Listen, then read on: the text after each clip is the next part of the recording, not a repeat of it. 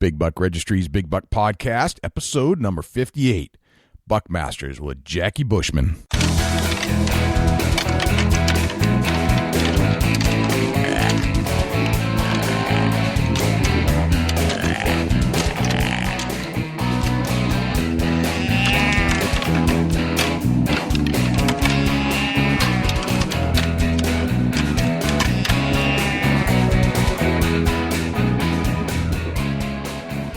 Big Buck Registry is a virtual museum of hunting stories. We preserve a piece of Americana by interviewing and recording hunters about their hunts and experiences from across the country. And who knows, maybe we'll learn a thing or two along the way that'll help us take our hunt to the next level. Hey y'all, Pat Hogan of North American Whitetail. Another morning, another traffic jam down here in Atlanta, Georgia. But I tell you what, we're about 6 weeks away from the start of bow season, and that's got me thinking about Western Kentucky. We'll be down there hunting with Mark Clifford at Premier Outfitters for, I think, the 4th year in a row this year, and I can't wait to get back. If you guys are looking for a great way to start the season or a great way to finish it, there's nothing like Western Kentucky when it comes to bow hunting. Check out Mark at Premier Outfitters. Hi, this is Sean Lupkel with Heartland Bowhunter. Hey, this is Michael Huntucker with Heartland Bowhunter. And you're listening to my favorite podcast on iTunes, the Big Buck Registry's Big Buck Podcast. Welcome to the show, everybody. This is Jay Scott, your host of the Big Buck Registry's Big Buck Podcast. Thank you for joining us. And we have somebody else joining us right now. It's Dusty Phillips, our field correspondent from Ohio. What's happening, Dusty? Not a whole lot. Just another beautiful day here in Ohio. Yeah? And we're getting jacked up about whitetail season that's just around the corner. You sent me that giant buck picture today. Is that just one you pulled off the internet to make me feel bad, or is that one you actually pulled off of your own game camera? No, it's just the one I was kind of rubbing your butt about a little bit. You know, you sent me this spike, so I had to send something giant back. Of course. See, I always thought it would be funny if you, like, just as a prank to your buddies, you went out and took the SD cards out of your buddy's game camera if you knew how to get in there, if it's not locked up, or if you had a key. And you pull it out, you put in a bunch of pictures of some massive deer, and then just see what happens. That would probably get... Because you know you could do it. Yeah, absolutely. And that I'm thinking now, I mean, I'm going to make this happen. You just sparked this great idea in my head. I've created a monster. I think my brother, sorry, Matt, my brother is going to have an SD card loaded. I got the best woods around. Isn't that the same guy we picked on before? Yeah, absolutely. You know. And you sure love your brother. I'm gonna hook him up. A couple 170, 180 inch deer. Absolutely, yeah. Some 220s are gonna show up in there, you know. And I kind of know the general area where his trail cam's at, so I think I can find pictures that's got like the same type of grass in the background. Right. And he's gonna be like, "Oh my God!" He'll call me as soon as he gets. He'll call me. You won't believe it. Yeah, I got monsters out there. There are monsters in the woods. I'm gonna win the deer pool this year, Dusty. Absolutely, you know. That's awesome. It could be a great prank. If you do that, let us know. Yeah, that's a good prank. What's going on at Chubby Tines Outdoors? Yeah, just a lot of activity happening in the woods. You know, we're seeing some awesome pictures, and we do a new thing called the hit list for 2014. And nice, man, we're seeing some nice bucks coming in. And, you know, everybody's starting to get the itchy trigger finger or release finger, whatever you want to call it. And I think it's starting to get the blood pumping when people's looking at their trail cameras. Nice. We've been doing the hit list on the big buck, too. The game cameras kind of make that happen. Like, you don't even have to say hit list. You know that's what's happening. If they're sending in a picture, it's good. It's a good thing. Oh, yeah, for sure. You know, just starting to see a lot more activity. People are starting to get on and talk a little bit of hunting, and they're starting to get back in the groove of finding their favorite hunting pages and get in contact with everybody and just see what's going on in other places. You know, they know what they got going. It's almost like a preseason pattern type technique. Right. Yeah. I think they're starting to kind of, I've had a lot of people start talking about the season already, more so than they were earlier in the summer. And oh yeah. Just, I think that the temperature's changing some. So you're starting to get some cool nights and people are saying, hey, this is awesome. It's starting to feel like the fall kind of thing. Yeah. You're starting to feel it. It's a natural, your body just starts adjusting to, hey, you know, season's not far around the corner. Maybe I ought to get this mineral out. Maybe I ought to get a little feed out if you're able to feed your deer herd. Right. Maybe I ought to start doing some things. Maybe I ought to start checking my stands and seeing what's going on out there. You and that's starting to happen. It's for sure starting to happen. I'm getting texts daily of guys going out saying that they're getting in the woods and they're checking out their setups and doing a little bit of trimming. We talked last time not to over groom your tree stand area. That sets you up for a big fail. Right. I'm looking forward to the Chubby Tines tip of the week this week, by the way. Yeah, it's going to be another good tip of the week, and hopefully, somebody takes the tips and makes something happen at their setup. Very cool. I really want to read this letter that I got from Mark Simon. And I asked him if I could share his letter that he sent in. And this is just to describe the power of a podcast, especially ours. I got this letter from Mark, and he says, he writes, my hometown bow shop, Plum Creek Archery in Dyersville, Iowa, recently had a grand reopening celebration. They brought in a country duet to perform and hand out prizes. When I arrived, I saw the picture of the country music duet act, and they had another picture of a giant buck, one of them harvested last fall, and this is when I put it all together. It was Carrie and Billy. I felt like I knew Billy Arnold from listening to your podcast. Billy was very approachable before his show, and I approached him and hollered, hey, I just listened to you on the Big Buck podcast last week. He had great things to say about you guys, and before long, we were sharing deer stories, and he was showing me his trail cam pics. He also told me how his buck didn't get crowned the record buck of Tennessee because he used illuminated nocks. What a bummer. That's too bad. Anyway, what a small world. Thought you would enjoy that story. I just started listening to your podcast last month. When people see me jogging down the street with my MP3 player, the last thing they probably think I'm listening to is a podcast about deer hunting. Isn't that funny? That is hilarious. That is absolutely most last thing that would pop in my head to see somebody jogging down the road too. Right. But isn't that amazing? Here we are in different parts of the world, different parts of the country, and we've connected Billy Arnold with Mark Simon, who's hanging out at his local archery shop just one day. And there they are, and he's felt like he knows this guy just because we interviewed him.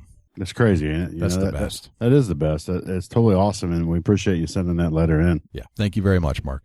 So who do we have on the show today, Dusty? Oh, man.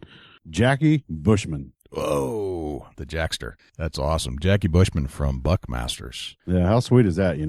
What a legend. What a guy that does some great things for the industry, and if you're not familiar with Buckmasters, check them out. Buckmasters has been a name that has resonated in the hunting industry, deer hunting industry, for some time now. He's created an empire. He's created a great name for himself. I remember watching Buckmasters TV shows way back, and talk about somebody that has just formed the industry. I mean, he is a godfather in this industry, much like Ted Nugent would be. Just amazing gentleman. Yeah, absolutely. And what an honor it is to have Jackie join us right here on the podcast. Let's get him on, man. Absolutely. Jackie Bushman, welcome to the Big Buck Registry's Big Buck Podcast. Appreciate it.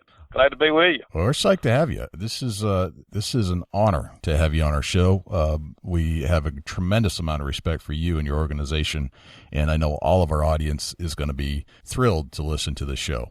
Well, we've been doing this thing a long time, Jay. I mean, I think going on 29 years is what somebody told me. I was afraid to ask, but I was a tennis professional. That's what I used to do. I made a living teaching tennis. I played professional back in the 70s and got to about top 125 in the world, and you couldn't make any money back at 125 in the world. You had to be in top 30. But now, if you're top 125 in the world, you make some good money. But right. But I got a chance. I had a contact. I was running a professional tournament here in Montgomery, and then I was doing a tournament with my dad called the Blue Gray, and the person that was basically sponsoring the tournament was Perry Mendel. He was the founder of KinderCare Corporation, and he asked me what I wanted to do besides hit tennis balls to kids and old ladies the rest of my life, and I said, well, Ray Scott is a good friend of mine who started the Bassmasters, who's here also from.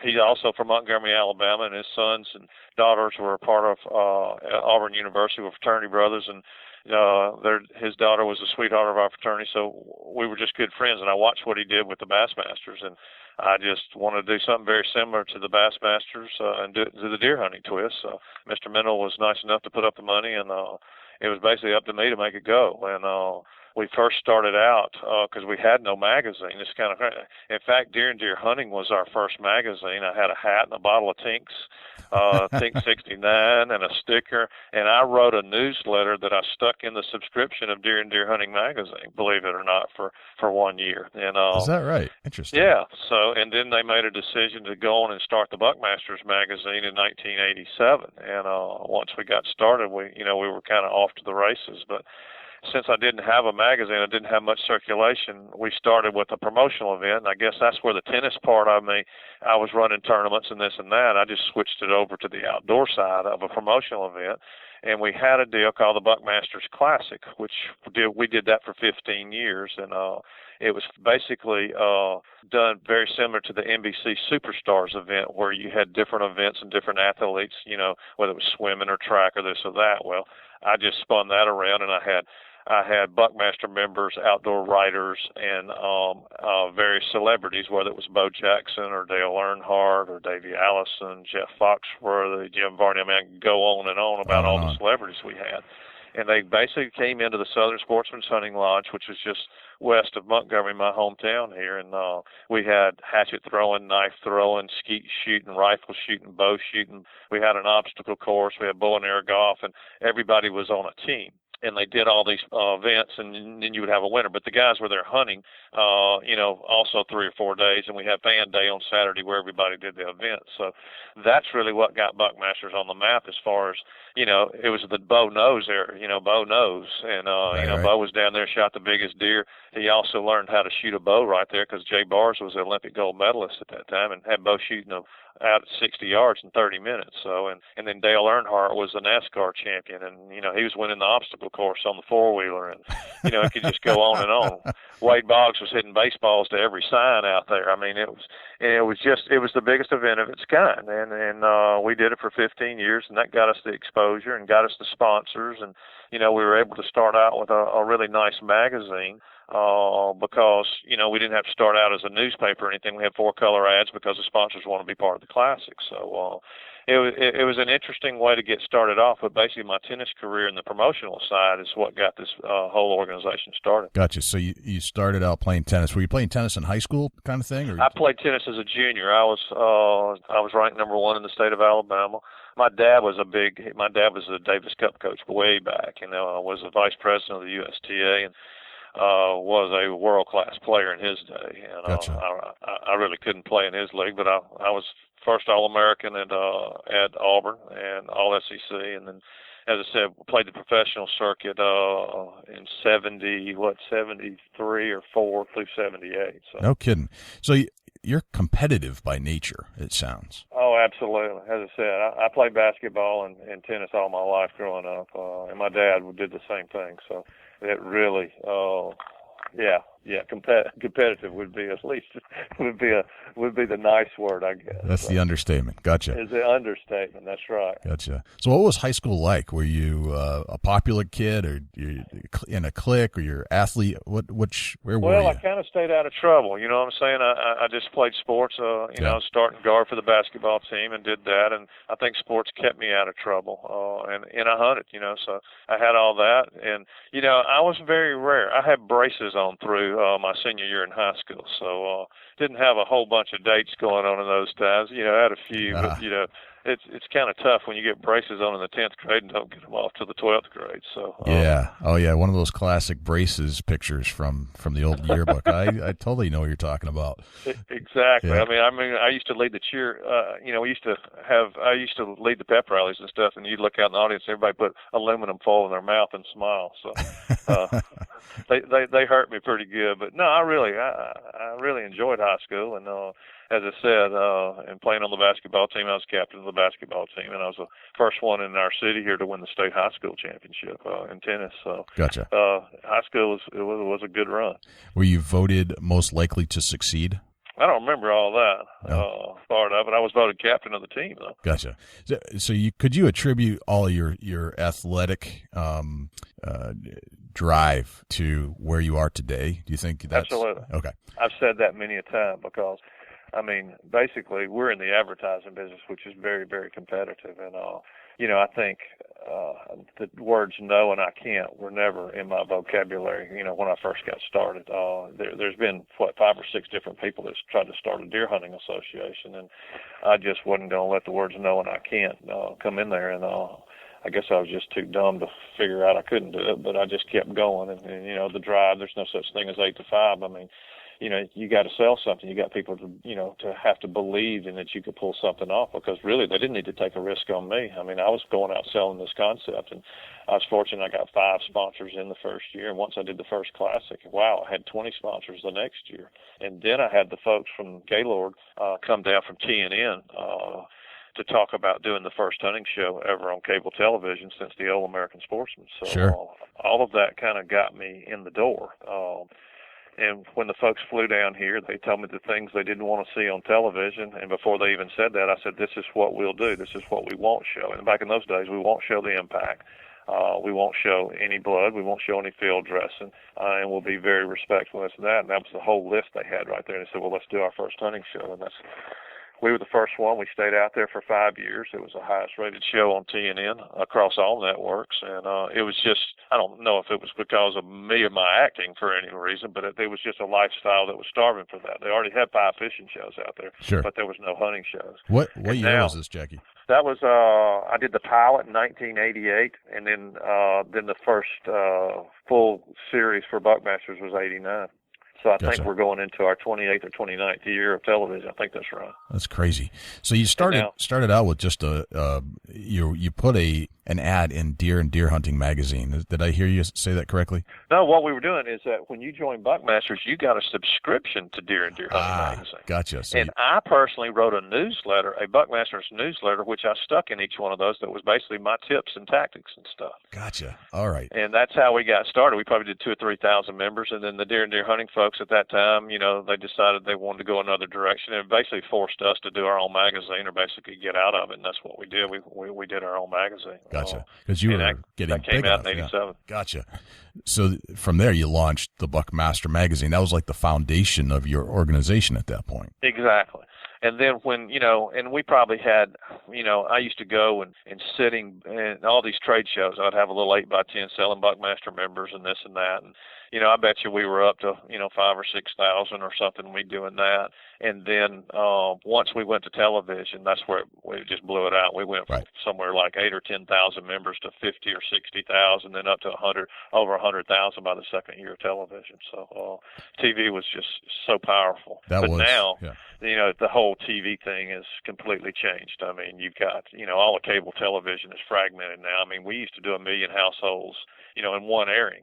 Now you're lucky to get 300,000 households in 6 areas just because it's fragmented. But it's also, with the Outdoor Channel, that's where we are and been there for years. You do have the hunting enthusiasts there. You know what I'm saying? Compared to where TNN, you might have just people. You'll have hunters, fishermen, and all that. So it's just more of a concentrated audience now. And now there's 360 something hunting shows and counting in 4 different hunting networks that go 24/7. So we kind of were the pioneer in that part of it. So it's just really interesting to see how TV, and we're still a player out there and still doing very well with it. So we're still excited about it. And I still have the passion. I really enjoy what we do. I still have a passion to hunt, and when I get tired of that, then I'll get out of it. But I still really have a big passion and a big fan base out there that enjoys what we do. I suspect they'll be pulling you out of the tree stand when you're dead. That's what I'm guessing. I really do. I'll tell you what, thank God for those hunter safety system vests and stuff, because the older I get, that 24-foot looks a little higher. So I like those ground blind hunts. But, yeah, exactly. I mean, we used to sit on 2x4s and stuff with little nails and climb up on the limbs. I remember all the early days and stuff, but safety is number one as far as I'm concerned. Boy, the technology, they've really taken that to the next level. So. Gotcha. Now, back when TNN was pursuing the beginning of the Buckmasters TV show, and they were giving you rules, how did you feel about that when it first started? I had no problem because, as I said, when they came to me, I gave them the rules that I said I wanted to do a show. Yeah. And they went, wow, look at the list. We were coming. See, everybody was afraid. You know what I'm saying? It's just, it's a sensitive subject, And, you know, when you go on national television, I mean, you know, shooting a game animal is a personable thing. So, you know, the impact shot, you know, it can be offensive to some folks. So, and even now even with the Outdoor Channel, I mean, we're very, you know, conscious of, you know, how we address the animal and the things we say and the things we don't show. I edit for two people. I've said this, and I've done it for 28 or 29 years. I edit for the non-hunter, and I edit the show for the hunter, because there's a lot of people sitting on the couch watching the show. They might not hunt, might never hunt.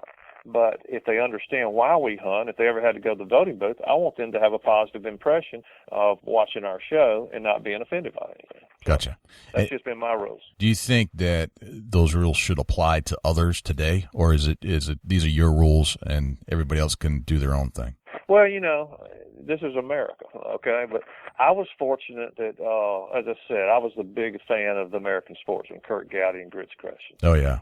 And Grits was a good friend of mine and came to 2 or 3 of my Buckmasters. And, you know, again, I was headed a different direction, and he kind of brought me back, you know, and, you know, I take constructive criticism very well. And, you know, he explained to me when they went out and was doing a hunting show. Remember, we're only 10% of the population. Right.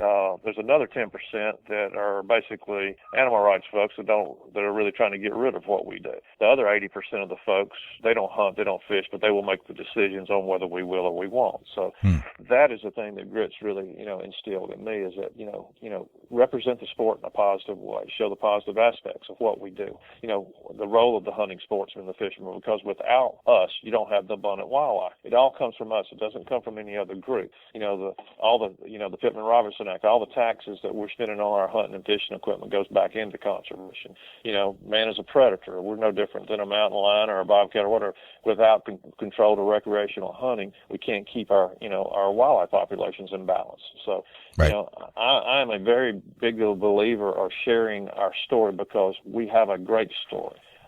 And, you know, as I said, without the hunters and fishermen, you wouldn't have the wildlife. There's not one red cent that any animal rights group has ever put into conservation to save anything. And I said, if you let emotions and politics run our conservation departments, we will never have our sports, because the biologists are there. They're the ones that went to school. You know, here in Alabama, you can shoot a doe a day and you can shoot 3 bucks in a year. Okay, but say you go out west, you might only be able to take 1 deer. Well, that's all because of the populations, and the biologists tell the hunters what they need you to take to balance the herds and stuff. So I always say, let the professionals make the decisions. Keep emotion and politics out of conservation. Right. And we'll have we'll be able to pass this thing on to many generations. Why do you think the anti-hunter doesn't realize that? Where does that? I don't know if they're brought up and the households are brought up. They don't understand it, because I can promise you, and Jeff Oxford will tell you the same thing. You let me sit down without a bunch of folks screaming and hollering and, you know, all that, and you let me sit down with somebody that has common sense, and let me lay out the story of what a hunter and a fisherman is all about compared to an animal rights agenda. And I'll guarantee you 90% of them will go, golly, you're exactly right. I mean, the problem is they try to get in forums, but if you watch them, basically, they're always bouncing around. They got to raise money. That's what they're about. They've got to find emotional topics to raise money on. And if you've watched them, they've really kind of gotten out of whack. When they went against fishing, that really was like, wow, come on, guys. You know what I'm saying? They were dressed up as big fishes in front of the fishing tournaments, and you know, it's just you just got to watch their campaigns. You know, I would put out an olive leaf to them. I say, hey, why don't we take some of your money and let's try to put in some programs that'll help stop poaching. You know, you got so many people out there that are out there taking animals, you know, out of season, selling, you know, to the black market, animal parks and stuff like that. That's the things that we need help on. And you know, a lot of our conservation departments are underfunded. You know, I'd love to take some of that money and do that, but they've got their agenda.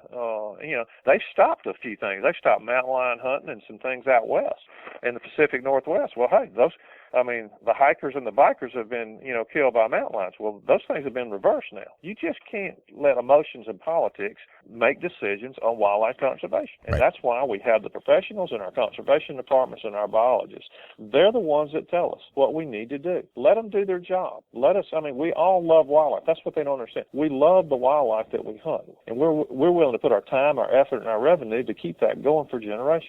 Right. That just bothers me that somebody doesn't see that. But it's our job at Buckmasters. That's what we try to do, is put the positive side on what we do as hunters. It's just not all about shooting a deer. You've got the family side of it. You can, spend family time. Look at the fastest growing thing out there, Jay, is women. We got more women now involved in the sport. Right. It used to be a men's only sport. Now the guys are inviting the gals. Well, now if you watch the media, we've got some of the best female outdoor celebrities out there on television, and they're such great role models to these young girls. Absolutely. They're going after the girl hunters now because that is their base. 80% Right. of the animal rights groups are women, and now their base is being torn because women are getting what we do, and they enjoy what we do. They're flocking to, getting out and shooting shotguns and shooting pistols and getting into the hunting scene. So that's where they're seeing their base eroding right now because it's cool for women. They get it. They understand it. So that's just my point of view. Right. Yeah. It seems like perhaps that's the drive behind the Michelle Bachmann situation and the Kendall Jones situation. Exactly. Yeah. I mean, once I saw that, I went, go girls. Y'all keep rock and roll. I said, that's what they're after. They're intimidated. They got a pretty girl out there that have shot some animals right there. These girls get it, but that's their base because they don't want to see pretty girls out there hunting and fishing and showing other women, hey, well, wait a minute now, that's a fine young lady right there. She's a fine young lady in her community. She's involved as a cheerleader. She's this and that, and she's hunting. Well, hey, it must be okay. Right. I mean, hunters come from all walks of life. It's not just a bunch of old rednecks. Absolutely. That's the funny thing is, and it's something I don't think we touch on enough, is that,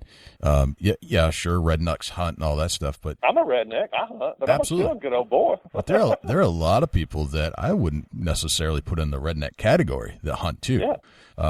A neighbor up the road, for example, shot a deer, and I found out the other day that he's hunted for years, and he was driving around with his deer on the top of his Subaru for quite a while. Right. But he is far from a redneck. He is not somebody I would consider that. And now you've got the women, and hunting is not gender specific. Nope. Not at all. So to see them being highlighted, but also targeted by the antis is that's a little disappointing. But well, that's the reason. I mean, there's no question. That is the reason they're going after them. It's fine. And I talked to Melissa, and I just saw the news thing on the other young lady from Texas. But that is the reason. If you go all under the scenes, that is the number one reason, is that they're going after them because they're pretty young ladies. Right. And that's the base of the animal rights, are women. Well, I hope that they turn that right around on them and just give it to them. That's really what No I'm question, hoping. they will. Well, I mean, the industry already has. So, Right. as Absolutely. I said, if you look at how many female hosts there are out there on outdoor television, there's a bunch, and I'm very proud of all of them. Oh yeah, me too. That good. They're just such an inspiration to these young girls out there. And I always tell everybody now, it's a family sport. It's not a men's only. It's a men's club. It's time to open it up. And I've got a little girl. I never dreamed my little girl would ever want to go hunting. And Right. she finally said, Dad, I'd like to go. And I didn't make her. I didn't do anything, but she kind of got the bug. And when she was 12 or 13, shot a few deer, and then she started chasing the boys between 15 and 20. Then she came back at Right. 22 years old and said, Dad, I'd like to go again. So, but she understands it. I mean, that's the thing, is that she understands it. And all these girls can be disciples out there to the other girls out there that maybe are hearing a different message. Doesn't that make you feel great as a father to hear those words from your daughter? It sure does. Dad, I tell I you want to what. go hunting. And I've sat with her, and she's been on TV with me, for 4 or 5 times on a hunt. And shoot, I was more nervous when that deer coming up with her, on the gun than I was, just pulling the trigger. But it was just to watch her be involved and get excited, and it's just priceless. You can't put a dollar figure on the feeling it is. But Right. It's a great sport. I love it, and I'm not afraid at any point to hide from what we do and our lifestyle, because I think it's a great lifestyle. The economic impact off the hunting and fish is in the billions. Okay, the folks that are employed in just our industry is close to 1 million people. Right. All the little small towns, and from the gas stations, to the little grocery stores. I mean, that's the economic impact, is in the billions. So that's all I'm saying. What we bring to the table is a industry that's bigger than 40 or 50 of the top 500 Fortune 500 companies. I mean, people, if you look at the just the economic side of it, so from the economic, the social, and the conservation, it's a no-brainer. Right. So you got the inspiration for the name Buckmasters from Bassmasters. Is that kind of where it came from? Right, exactly. Ray Scott is here, and Yeah. as I said, they've got a great organization. Still doing it. We do some business and do some things with the Bassmasters. Bass has been around close to 40 years now or more. and we've been around 28, 29 years now. Right. Jackie, when did the scoring system for big rack bucks come into play with Buckmasters? We did that. That's been a while back. Russell Thornberry brought that in, and it's an alternative scoring system that the Boone and Crockett and the Pope and Young guys do a great job and got a great program, but it's based on perfect symmetry. Well, a lot of these big deer that are just great bucks are penalized because of perfect symmetry. So we've just kind of given an alternative to get some more deer, that can't get recognized the other way. They can get recognized in our scoring system. And I think we've got over 14,000 entries in our full credit scoring system. So we basically said what God gave it to grow, we don't discount it. So it's full credit scoring system. Right. Speaking to some of the Buckmaster scorers, I really believe that they are some of the most loyal people in the industry, and that they, just talking to them, they don't want to jeopardize their credentials with Buckmasters at all. They cherish that. How does that come from? That's just a big deal. I mean, they believe in what we've been trying to accomplish, over the years, and that's just to be an association that is willing to spread the gospel about what we do. We've got our magazine, which, to me, I just get tickled when I see letters come in that, hey, I picked up a tip and I got my first deer from reading Buckmasters, or I watched the TV show over the years, and I picked something up right there, and I was able to get my first deer. I mean, that makes me more proud than anything. So It's more or less, surrounding yourself with good people and believe it in the cause. And I think we've done that. Hey, we need to continue to do that. We need to get more of this 20 to 35-year-old folks, more involved now. As a crowd gets a little older, we got to get that new generation, in. A lot of these associations across the country. So Gotcha. I think that's our next big project, is really trying to attract that younger audience. Gotcha. Do you consider yourself a celebrity? I don't. It always flatters me that people come up and, would want to take a picture or want to, sign their hat or do this or that. I mean, it's just, I don't see myself until I get out in the airports and all that. I mean, I just watched the TV show here in the edit suite, and I don't know that many people have watched the show, but whether I'm in a restaurant or walking down the beach or somebody comes up, man, I love the show. We've been watching it, and most of them go, yeah, I've been watching it since I was in diapers. And I was going, well, it's been on a while. But no, I put my pants on like everybody else. I just happen to be on television. Right.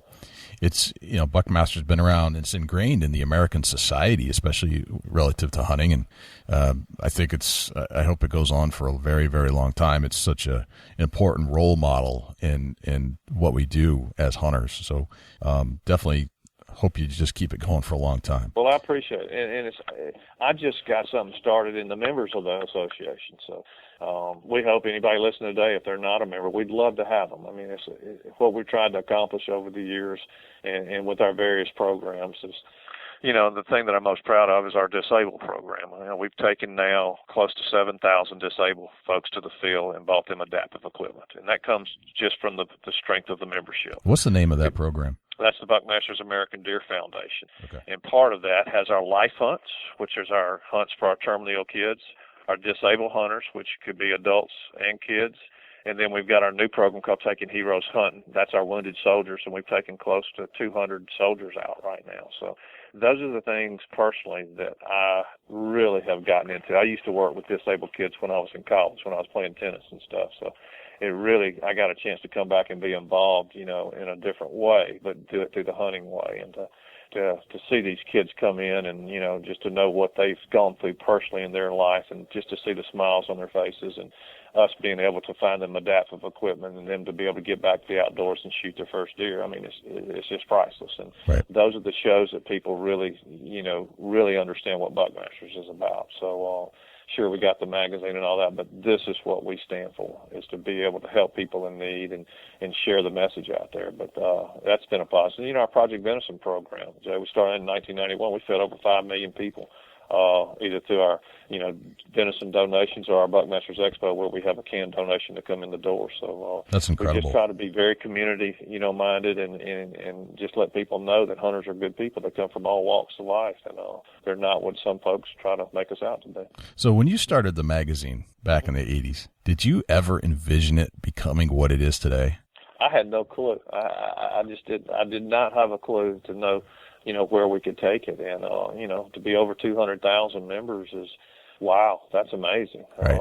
and we got 20,000 life members that, have been part of us. But you want to be part of something that you're proud of and stands for something. So, and I've always tried to say that. I mean, we want to be there for the deer hunter. We want to be able to entertain them. We want to be able to educate them, and we want to be able to stand up for them, whether it's for our hunting rights, whether it's our gun rights, and know they got a voice right there. And we, with the old Buckmasters Classic, to bring in the Bo Jacksons, the Dale Earnhardts, the Foxworthys. That was our way of bringing in, because the animal rights were going to get all these movie stars. We were trying to go get the ball players and the guys that really resonated to the outdoor public out there, to say, hey, I'm Jeff Foxworthy, I hunt. I'm Bo Jackson, I like to hunt. Well, how many people were influenced by bringing them to the Buckmasters? So that's what we've tried to do over the years, is get our influencers out there to the masses and tell them that hunting and fishing is cool. Right. What year was the first Buckmaster Classic? 1987. 1987. And you went from organizing tennis events to organizing the Buckmaster Classic. How did you go about getting celebrities to come to the event when it was the first of its kind, really? Right. It's kind of funny. I had a few contacts, and then there's a good friend of mine named Tony Adams who had heard about the event, and he used to play professional football, so he knew a lot of the football guys. And I had a baseball player, Jody Davis, used to play for Chicago Cubs. Mm-hmm. He'd heard about it and called me, and then he said, well, look, I know Rick Sutcliffe, and that's when the Cubs had won their pennant that year. And then they knew Dale Earnhardt hunted with them, so Dale called me, and then Bo Jackson's person heard about it, so they called me. So we had about, 5 or 6 celebrities the first year, and they had so much fun they wanted to come back. I said, well, hey, here's the deal. You can come back if you bring me another celebrity, So they started recruiting the celebrities out there that hunted, and we got country music involved, and, we had NASCAR involved, we had motion picture involved, we had professional baseball. Wade Boggs is a partner of Buckmasters, and wow. Wade knew all the baseball players. So it was just kind of a word of mouth, because it was a fun event, but most of all, they knew what the event was about, and they wanted to be part of it and just say, hey, I'm not afraid to go out there and say I hunt. I'm proud of it. So right.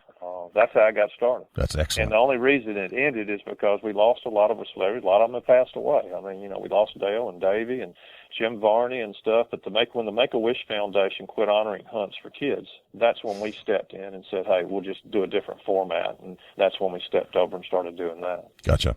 Do you think it could be redone today in a different way, or do you think that you're going to continue on with the where the Make-A-Wish wouldn't support Well, that's the hunts? pretty special. I mean, That one's pretty special to my heart. I don't know if we could do two. I mean, I guess I tell you the problem is now, because Saturday was the media day, it's really tough to get the wrestlers and a lot of the folks scheduled in.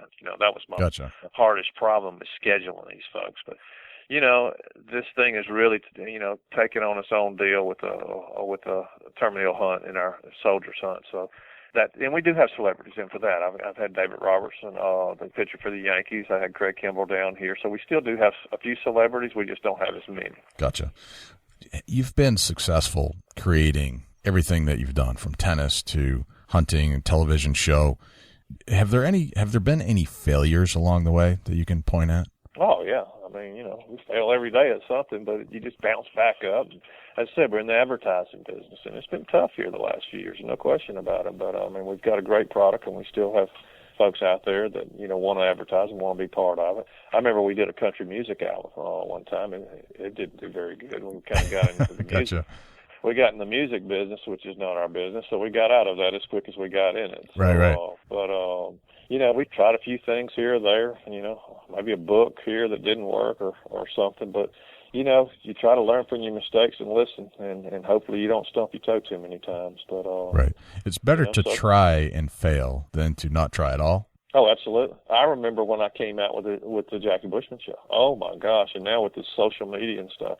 I mean, I wanted to do a talk show, and I incorporated a game. I had a game show, which was called Who's the Buckmasters? Yep. I did a deal kind of like Candid Camera, where we were doing pranks. We had a guest on there, which I interviewed, and we went hunting and stuff. So I had a live audience, and we did that. Oh, my gosh. I mean, you would have thought they were going to run me out of town by listening to some of the people on social media. Oh, my gosh. And then to end up, we won fan favorite, the Golden Moose fan favorite for the show that year. So that's crazy. The one thing I've learned, you just can't please everybody. And, I'm a big pet peeve. I want to please everybody. I want everybody to be a fan and stuff. But right. That's just not the case. But I wake up every morning, and the good Lord gives me a chance to get back up and just go do the best I can, and hope people like what we do. But if they don't, they've got other choices out there as far as outdoor television and stuff. We got some good people out there doing some good work. So I just want to be part of it, and I feel like I'm like Tom Watson. I was just watching last night. They were on the Golf Channel. He almost won the British Open at 59 years old. He was one putt away, but I mean, he could still compete on the tour at that age. I feel the same way. I still have a passion, and I know got all these young guns coming in. They're doing a great job, but I can still compete out there. So.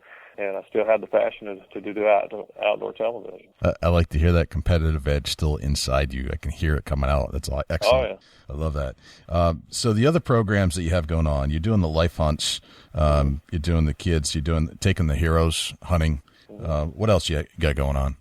Well, that's the main part, and that takes a lot of organization. We have like 25 to 30 banquets, one-nighters, that we raise money for those projects, and we just do one TV show on our terminal hunt, but that kind of gets the appetite for people across the country to get involved in our local chapters and stuff. So that's a big deal. We got the Buckmasters Expo. That's our big promotional event that we do.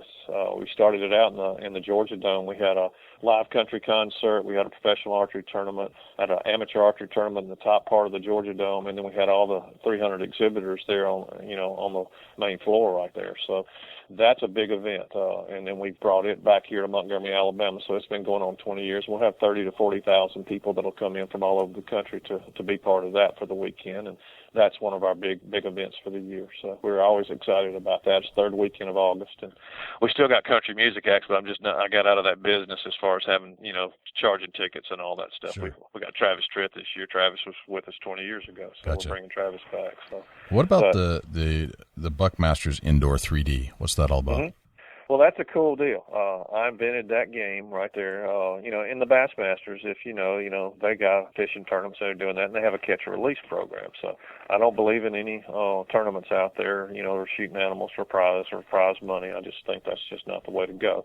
But I was watching the movie Dirty Harry, and they were going through that police time, so that friend foe deal. They're popping up targets, and you either shoot it or you don't shoot it. So I was sitting there one night and I said, wow, I want to take the mechanism that's popping those, burglars up or whatever it was, and I want to put a deer on that thing and pop it up. So right.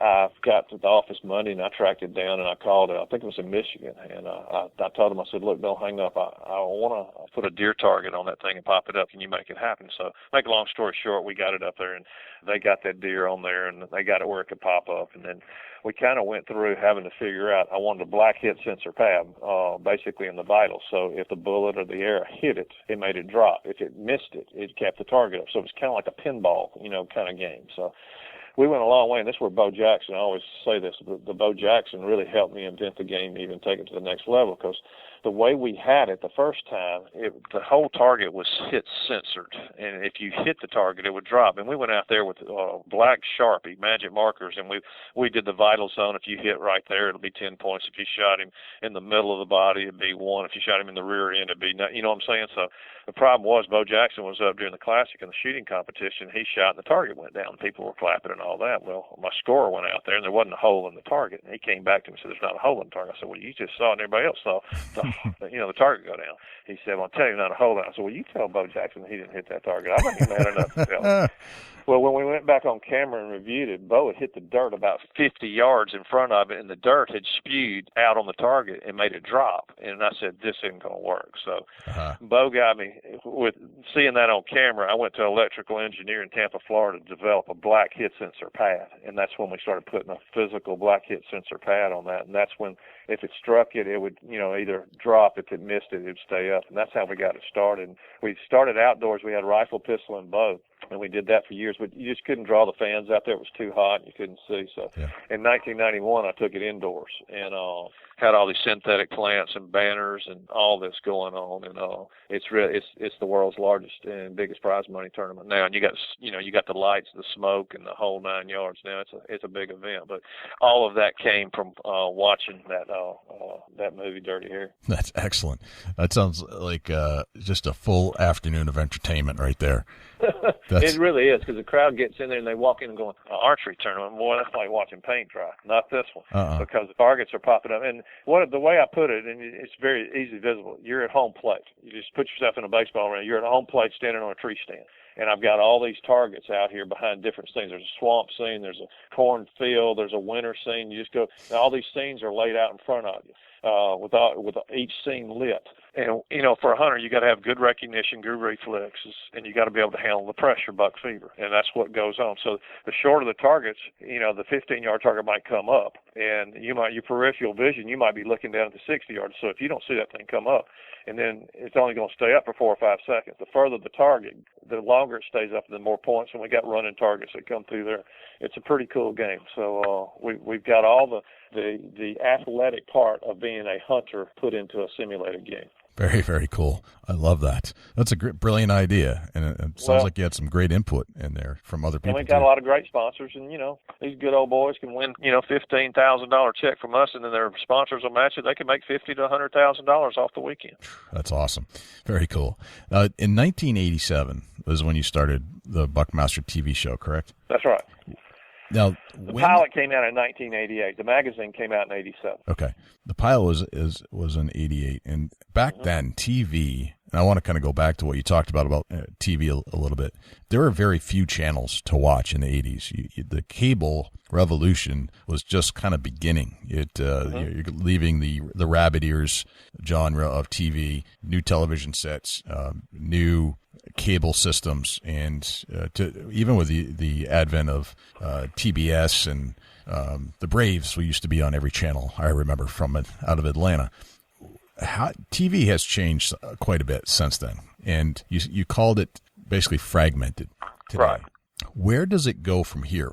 With the advent of social media, with the advent of the Roku and the Apple TV and YouTube, where you can produce your own TV show in a sense, how is that going to play into the outdoor television genre? Yeah, it's going to be interesting. Nobody's ready to pay for. It hadn't happened yet. Pay on demand or whatever it's called. Right. That hadn't happened because there's too much free content out there. So right. I think everybody's ready to go there.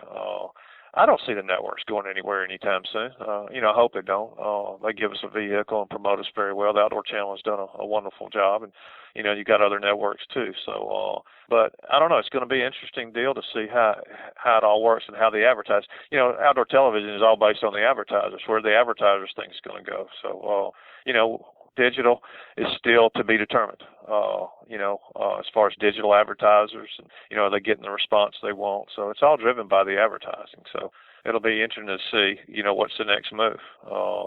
We've got our website. We're doing, stuff on there and selling some digital advertising, but it's not everybody's bought into it. The digital advertising to me in our industry reminds me of 28 years ago trying to sell television advertising in a print industry. Interesting. It was kind of like, right. It was like, you're going to do what? It's going to cost this to have a commercial? I said, yeah. And, but it was like pulling teeth. But now, everybody, wants to be part of television. But, it's something we looked at, but people still make their purchasing decision off print advertising, and right. That's the number one, and it's by 2 to 1. And then you've got, television and internet now being pretty close to being the same. So I don't know. I just watch it.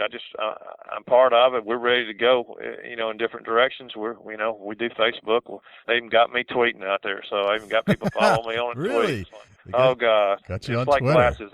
I fought glasses until I was 40. It's like, when you get 40, you'll need glasses. All right, Right. give me some glasses. So, but the only way I could communicate with my kids is to start texting and stuff. And Right. then, I'm doing the Twitter stuff. And, I don't know if they like what I say, but I'm at least trying. So I'm just trying to keep up. I don't want to be one of those guys that get left in technology. So Right. It sounds like you've always kind of kept your eye on the ball, so to speak, of the cutting edge of technology. You want to be in the forefront where the delivery systems were going to be. Well, I've always tried to hire the folks that kind of know what's going on there and just try to be there when it's ready. A lot of folks, the print magazine will go away. It's all going to go. Well, maybe it has in some other businesses. Maybe your newspapers, have gone, that. But 98% of the folks still want their Buckmasters print magazine. Okay, so Right. until they tell me they want a digital magazine, I will give them a digital magazine. But right now, 98.7 want their print magazine. Interesting. Is there so still the membership still wants the print? They want the print. Interesting. No, hey, we've got it. It's available, digitally. But I mean, I'm just saying that's our industry and our consumers, 5 to 10 years behind. It seems like on when things start going across. Yeah.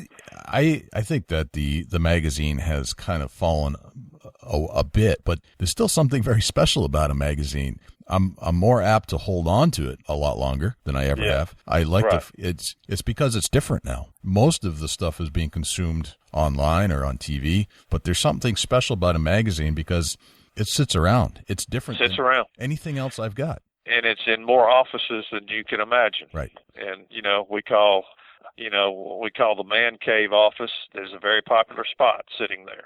And then you've got the hunting camps where it can be, and then at home. So right.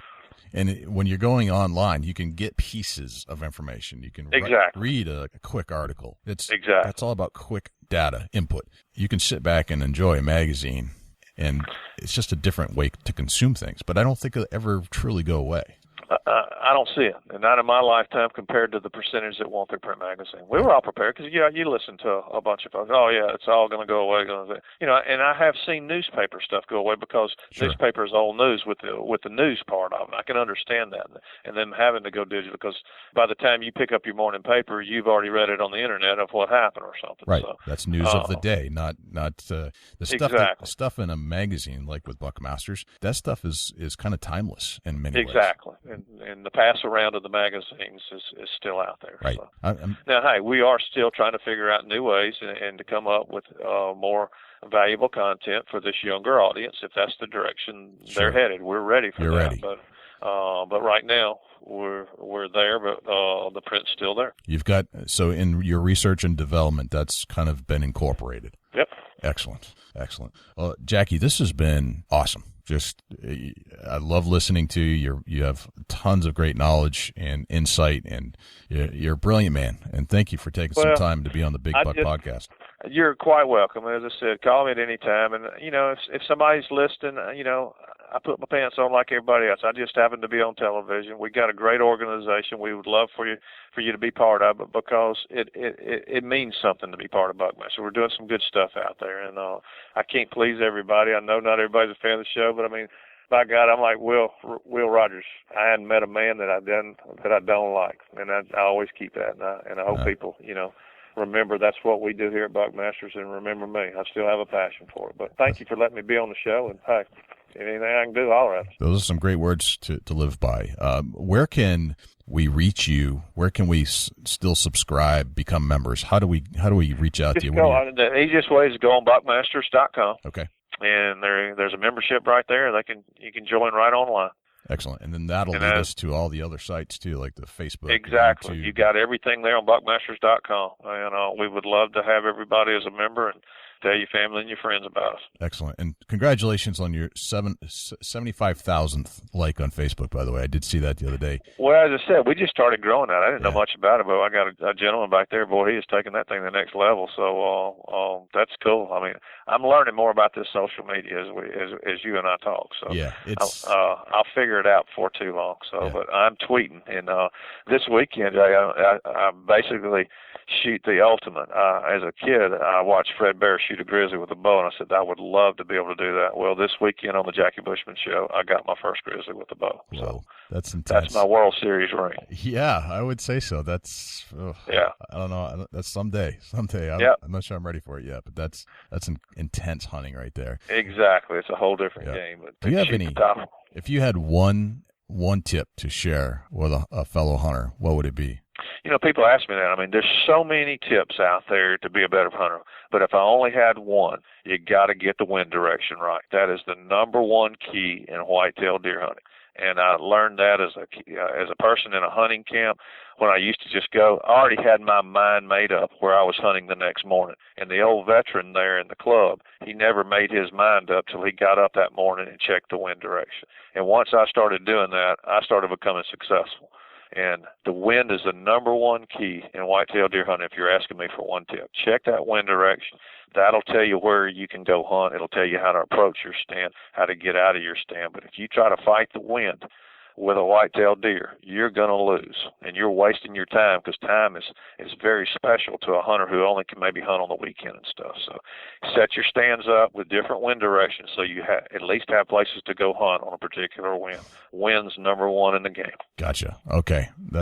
I'm writing that down right now. Wind. Always remember the wind. Thank you for joining us on the Big Buck Podcast, and we'd love to talk to you again, because I feel like we just barely touched on a lot of stuff. My pleasure. Thanks.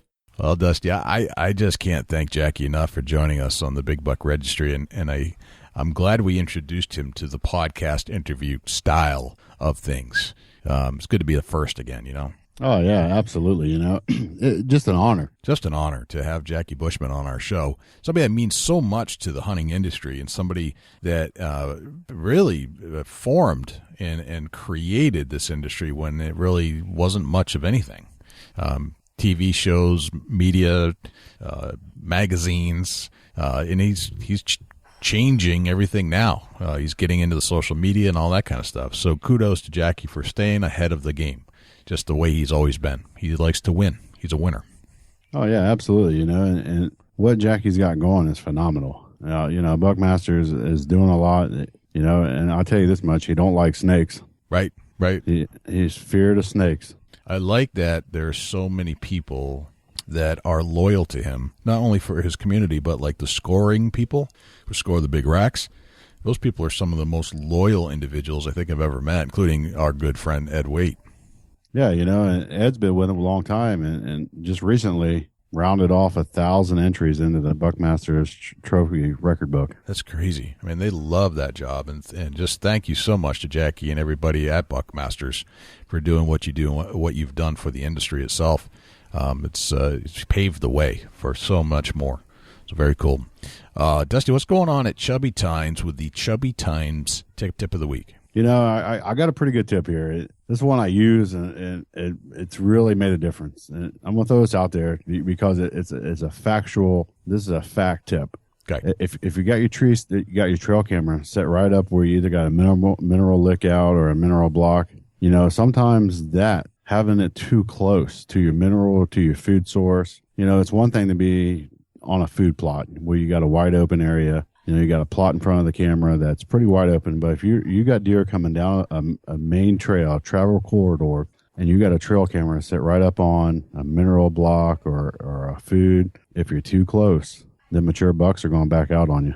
Gotcha. The modern cameras are pretty slick, but you're still walking in there. You still got to check that camera. You're still in the area quite often. Maybe just back it up 15 yards. Get it down the trail a little bit that they're normally walking in on. Just back it away and don't get in that comfort zone. Okay.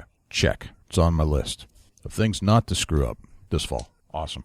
Yeah, just something that trial and error that, I used to set right up on my mineral block. Yeah. Or on my, if I dump mineral out on the ground, I used to set the camera right over it. Well, I'd have a mature buck come in, but he'd always stay 15, 20, 25 yards out. Okay. I'd catch him on the camera, but I didn't get the close-up where I could actually see exactly what that buck was. Everybody says, I'll put it right on top of it so you can see what's going on. Well, yeah, that's great. But if you got a buck that's a little bit skittish, he knows something ain't right. Okay. So, just back it away. Get it out of the comfort zone. Let him come in and be comfortable, either at a salt lick, a mineral block, or a corn pile, whatever you got out. Just back your camera up a little bit. It may help you. Good idea. Awesome. All right. Chubby Tines tip of the week. What's going on at the Big Buck Registry, Jay? Well, we had that wonderful letter from Mark Simon earlier to tell us that he's had a good interaction with Carrie and Billy down there in Iowa. So that was pretty cool. I was just a guest on the Carrie Z podcast, talking about other podcasts that we listen to, anything from hunting podcasts to rock and roll podcasts to how to podcasts. Kind of cool. So this is like your second or third time with Carrie Z, right? Second. Yep. I'm jealous. Like, Carrie, what's up? I don't know. She, I think she needed a male voice, not only for the show, but she wanted a commercial done. So I said, yeah, absolutely. I'll do that for you. No problem. Right on. Yep. So hopefully that at least is some other big things down the road. But I'm thinking maybe I should do some voiceovers. for some other people. Hey, it was my first voice acting gig. It's like, all right, I'm a voice actor now. So you're ready to do it some more? I am. I'm ready to continue on. Awesome. With my voice acting career. So, but how can we reach you over at Chubby Tines Outdoors? Facebook.com/Chubby Tines Outdoors. And I got something else I'm working on right now. Dusty Hunt Neck. I knew you were going to say that. This is the uncensored version of Dusty Phillips. Yeah, just trying some new things out, and everybody says that, every time I talk to you, Dusty, my face hurts from laughing. It caught up with me. I kept hearing that. It kept coming back around. Like I'd hear it. You're the funniest guy I've ever known. You're the craziest guy I've ever met. So why not start a page called Dusty Hunt Neck? You might be a hunt neck. It's a comedian page, and check me out on Facebook, Dusty Hunt Neck. Dusty Hunt Neck. All right. Check out Dusty, the uncensored Dusty Phillips. That's awesome. Let's see, at Big Buck Registry, a couple places you can go. The most popular thing to do at the Big Buck Registry right now is to submit a deer picture. I didn't think it would last this long, to be honest. I didn't think there were enough people that still hadn't submitted their buck and were late into the summer season. I didn't think we'd get enough pictures coming out of the fall before to actually continue to post 5 bucks a day. But we do. And I've got enough bucks to lead us all the way into the next deer season. That's $5. $5, baby. Every day. Every single day. $5. And so if you want to do that, the best place to go to is bigbuckregistry.com/mybuck. You can check out the $5 menu right there at the Big Buck Registry. Menu. All the instructions are right there for you to use and follow the instructions. That's my hint. If you want to get your picture submitted, because if you don't follow the instructions, I apologize, but we just don't have time to constantly write back to tell you how to do it right. So just follow the pattern, see what everybody else is doing, do what they're doing, and chances are your deer will get on the page as well. As far as like websites, bigbuckregistry.com, 724-613-2825. Leave some feedback about this show or any other one. And if you'd like to follow us on iTunes, www.bigbuckregistry.com/iTunes, or on Stitcher, www.bigbuckregistry.com/STITCHER. I think that's it, Dusty. Awesome.